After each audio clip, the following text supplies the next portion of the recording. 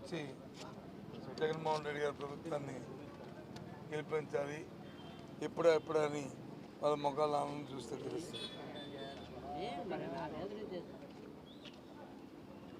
సంక్షేమం ఏదైతే అభివృద్ధి అనే 2 అంశాలు ఉన్నాయో 5 సంవత్సరాలు ఇచ్చిన మాట నిలబెట్టుకున్న భారతదేశంలో ఉన్న ఏకైక వ్యక్తి, ఏకైక ముఖ్యమంత్రి. స్వాతంత్రం వచ్చిన తర్వాత జగన్మోహన్ రెడ్డి గారు చెప్పడంలో అతిశక్తి లేదు.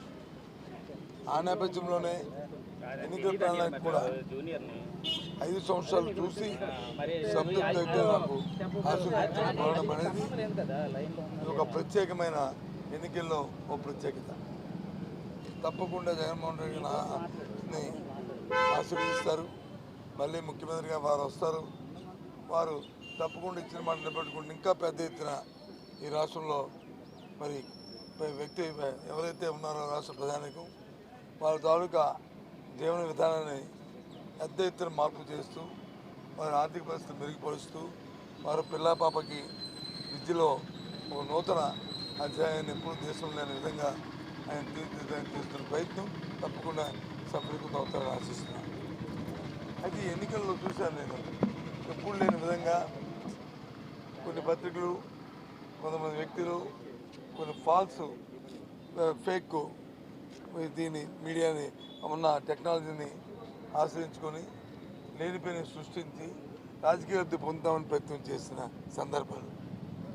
ఉదాహరణకి ల్యాండ్ టైటిల్ యాక్ట్ కానీ లేదు అంటే ఏదైతే ఇస్తున్న లబ్ధాలకు ఇస్తున్న డీబీటీలో వాటిలో చేసిన ప్రయత్నాలు కానీ ఎంతెందుకండి ఎంత అనైతికం అంటే నిన్నటి రోజున వాట్సాప్లో ఒక మెసేజ్ పంపించారు.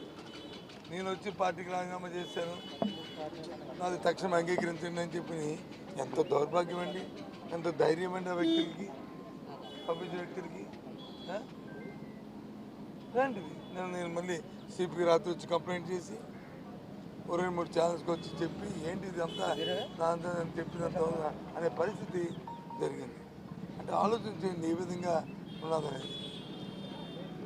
నేను అదే ఇది ఇలాంటి సాంప్రదాయ ఎన్నికల్లో మంచిది కాదు. ప్రతిపక్షాలు ముందాగా వారు చేసిన పని చెప్పుకొని ఆ కూడా గెలుచుకోవాలి. కానీ ఇలాంటి తప్పుడు ప్రచారాలు, తప్పుడు విధానాలు, తప్పుడు కార్యక్రమాలు చేస్తూ ఎంతకాలం ప్రజలను వచ్చి మీరు పెడతారు. ఇది చాలా తప్పని చెప్పి మనం చేస్తూ ఇంకా సాయంత్రం 6 వరకు ఉంది కాబట్టి ప్రతి ఒక్కరూ కూడా ఓటుకు వినియోగించుకోవాలని, ఈ రాష్ట్ర సభ్యులతో మీరు కూడా భాగస్వామ్యం కావాలని అందరినీ కోరుకుంటున్నాను. ఎన్నికలు జరగడానికి 24 గంటల ముందు ప్రశాంత్ కిషోర్ చేసిన వ్యాఖ్యలు మీరు ఎలా చూస్తారు? ఏం సార్ ప్రశాంత్ కిషోర్ చూశాను ఆయన వ్యాఖ్యల్ని, నేను ఏదో కామెంట్ చేశానని. ఎస్, నేను ఇప్పటికీ స్టిగన్ అవుతున్నా. ఆయన మా పార్టీ తరఫున ఆయన వచ్చి ప్రయత్నం చేసినప్పుడు, ఇప్పుడు ప్రయత్నం చేసినప్పుడు ఆయన లాజిక్ లేటో, ఆయన జిమ్కి లేటో, ఆయన వ్యవహారం లేటో మాకు పూర్తిగా అది సంగతి తెలిసిపోతుంది. ఎన్నికలంటే ప్రజాసంబద్ధంగా సిస్టంలో వెళ్ళాలి. కానీ సిస్టాన్ని డివైడ్ చేసి సిస్టాన్ని చేతిలోకి తీసుకుని ప్రజలను మొబైల్ చేద్దామంటే ఎంతకాలం కూడా ఉండదు. అందుకే ఆ రోజు కూడా మా ముఖ్యమంత్రి గారు నేను కరాఖండిగా ఏదైనా నేను నాకు అభిప్రాయాన్ని, నేను నమ్మకాన్ని, నా నమ్మకాన్ని వంప చేయకుండా ఏదైనా చెప్తుంటాను తప్ప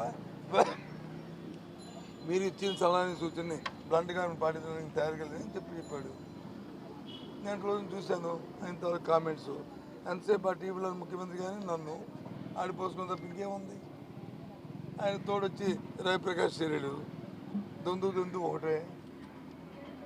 ఏంటి వాళ్ళకి క్రెడిబిలిటీ ఉంది, ఏముంది అతని క్రెడిబిలిటీ ఉంటే బీహార్లో నుంచి పార్టీ పెట్టి ఇచ్చేసి ఎందుకు మళ్ళీ రోడ్ల మీద వచ్చాడు? లేదనే కదా. ఎముకలతో ఎన్నాళ్ళు సాగదండి.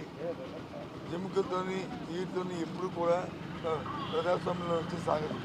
ఎప్పుడు వాస్తువుకు దగ్గరగా ఉంటేనే ఇక జగన్మోహన్ వచ్చిన తర్వాత ఇంకా రాబోయే ప్రభుత్వాలు ఏదైనా సరే ఇచ్చిన మాట నిలబెట్టుకుంటేనే మనకు ఎట్లు మాట నిలబెట్టకపోతే మనకు లేదు అనేది కరాఖండిగా తెచ్చాడు జగన్మోహన్. ఓకే, వస్తాను. ఓటు హక్కుని ఫండమెంటల్ రైట్గా ఇచ్చింది. ప్రతి ఒక్కరూ వినియోగించుకోండి. మన రాష్ట్ర అభివృద్ధిని, మన ప్రాంత అభివృద్ధిని, మన కుటుంబ అభివృద్ధిని చూసే వ్యక్తుల్ని